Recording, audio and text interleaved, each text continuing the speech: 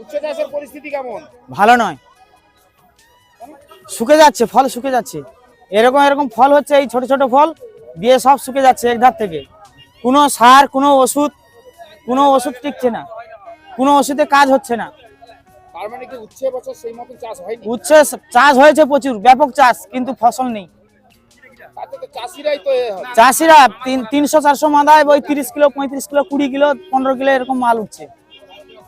তো ব্যবসায়ীরাও তো, ব্যবসায়ীরা পায় না মাল, উঠছে। তাহলে কি হচ্ছে? উচ্ছে চাষে এবছর লস? এবছর উচ্ছে লস, ঝিঙায়ও লস, ঝিঙায়ও ব্যাপক লস। ঝিঙাও কষি শুকে যাচ্ছে, এরকম কষি হচ্ছে হয়ে শুকে যাচ্ছে।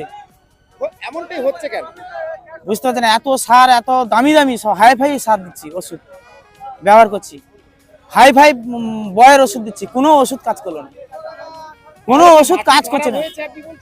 মাটি খারাপ, যে মাটি নতুন মাটি সেই মাটিতেও চাষ করছি। আমাদের সব রকম জায়গা আছে, যে মাটিতে চাষ ফসল মানে ফলানো হয় না, সেই মাটিও বাঁধ করে চাষ করা হয়েছে, সেই একই অবস্থা, ফসল কিছুতেই হচ্ছে না।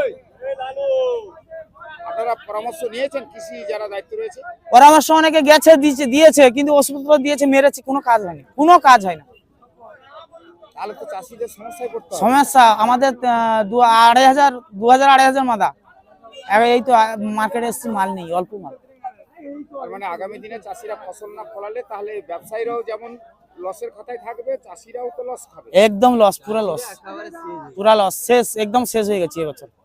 দাম থাকলে কি হবে, মালটা আমার 1000 মাদা কি 1000 মাদা কি 1500 মাদায় আপাতত 3 কুইন্টাল মাল উঠলে তবু পুষিয়ে যেত, কিন্তু সেটাও উঠলো না। ওই 50-60 কিলো মাল উঠলে কি হয়ে যাবে আমাদের? খরচ তো একবার ওষুধ 4-5-7 দিনে ওষুধ মানে সার প্যাক করা হয় ঝিঙাতে। আপনাদের এটাই উপার্জন একমাত্র পথ? হ্যাঁ, এই আমাদের এই ফসল ছাড়া আর কি আছে, সবজি চাষ ছাড়া আমাদের আর কিছু ব্যবসা নেই। কি নাম আপনার? আমার নাম ভীম মাইতি, বাড়ি কোথায়? মৌসুমী পয়লাগেরি।